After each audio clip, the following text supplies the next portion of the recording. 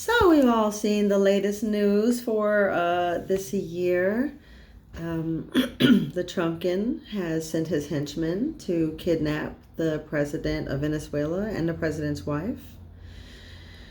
Um, to those who watch my channel and know me, take this as no surprise. We spoke about this many times, and I did a video back early, November 3rd, talking about this specific thing and how the U.S. was going after Venezuela for their oil, as well as going after Mexico for their silver. It seems like we're right on course. It's only been 3 months and they're there.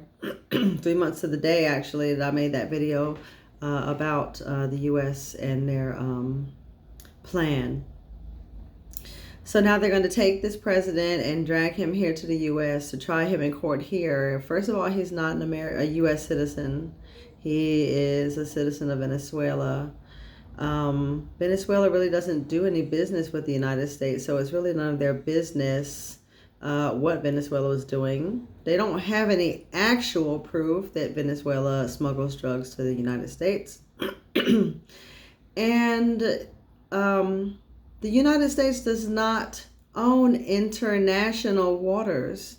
International waters means it's everybody, it falls under a different category. You can't just impose your laws onto that part of the ocean. So it's interesting to see how this is going to go, what's going to happen. I am so appalled at the fact that the lawmakers have decided that they're not going to do a damn thing while they're sucking the money right out of all of us. They're getting paid to do absolutely nothing. And I think that we should throw them out. And we should quit paying our taxes because they don't have any right to get paid if they're not working.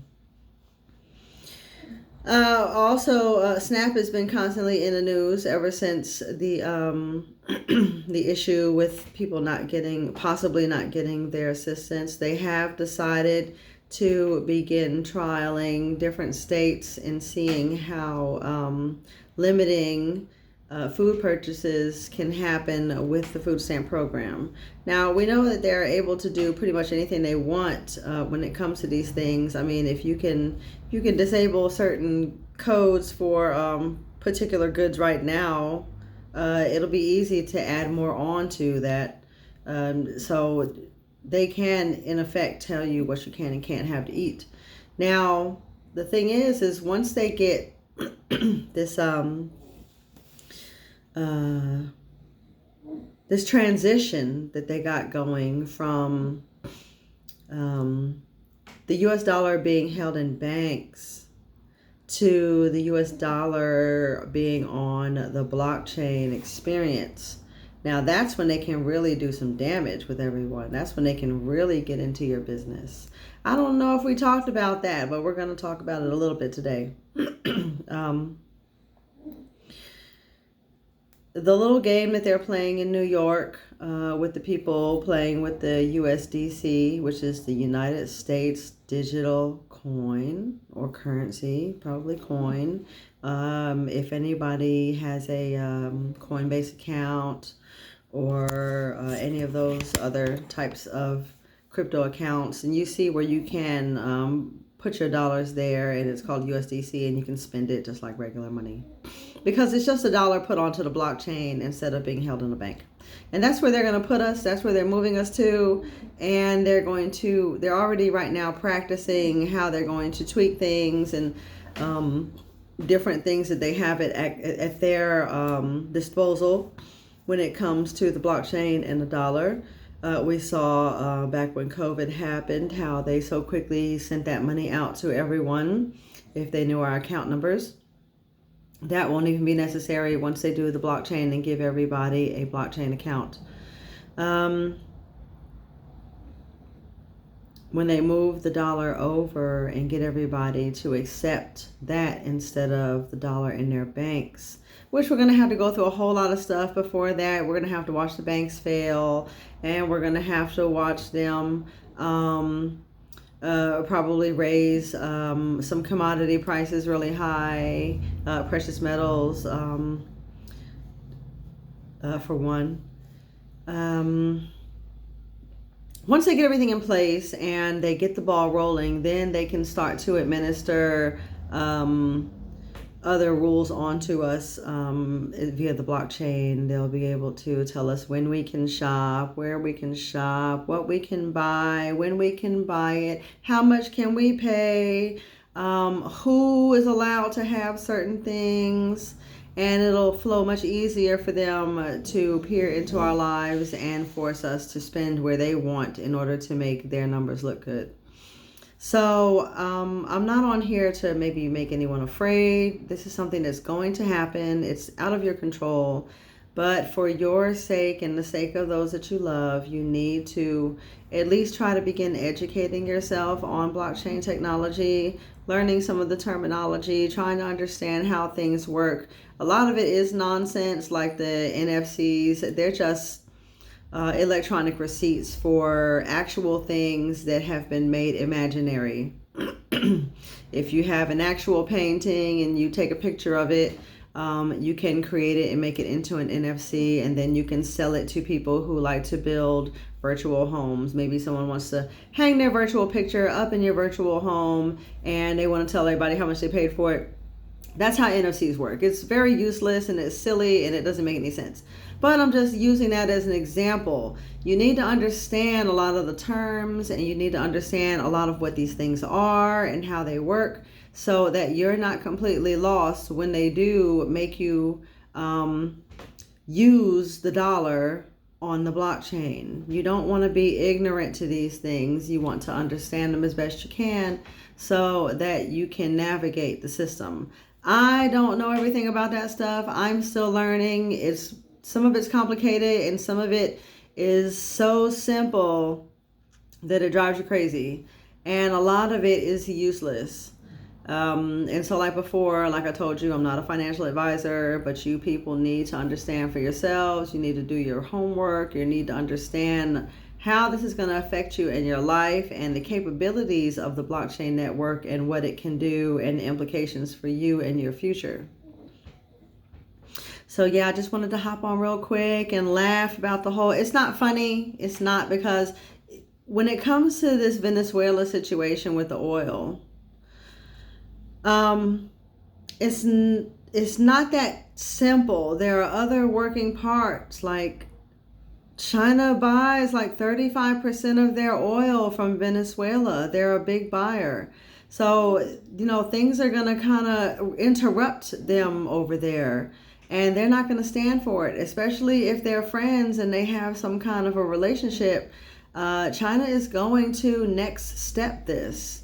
And they may do it in ways that, of course, the American warmongering monster doesn't understand. They're not going to shoot a missile or anything like that over here at us. They are still going to allow us to self-destruct from within.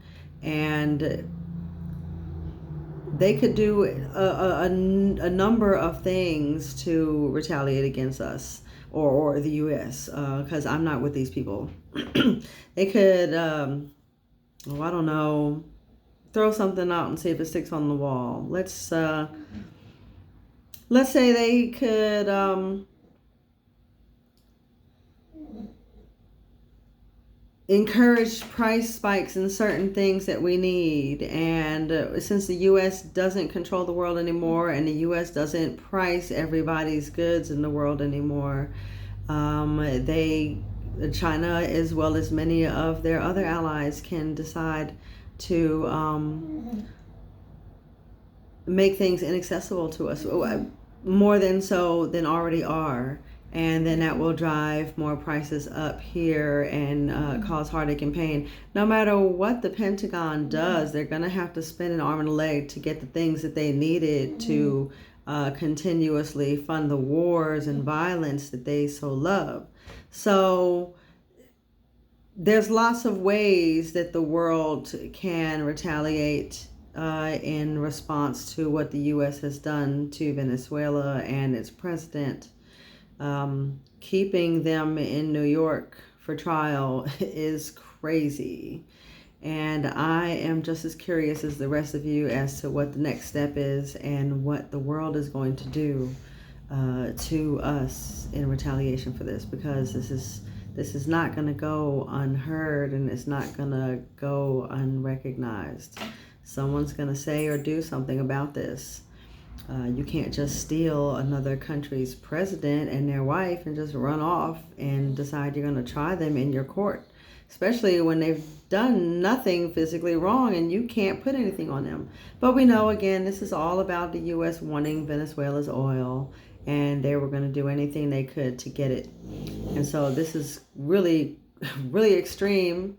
But, you know, the U.S. leaders are notorious for killing other countries' leaders and destroying their families. So it's not without precedent. But anyway, try to stay safe out there. Enjoy the holiday season as it is still around, and we're still enjoying the after effects of New Year and Christmas and playing with all our new little gadgets and things. Be careful, take care of yourselves, focus on what's important, get with your friends, your family members, those that you care about, and try to formulate a plan and find problems to your everyday issues in a more peaceful and intellectual way.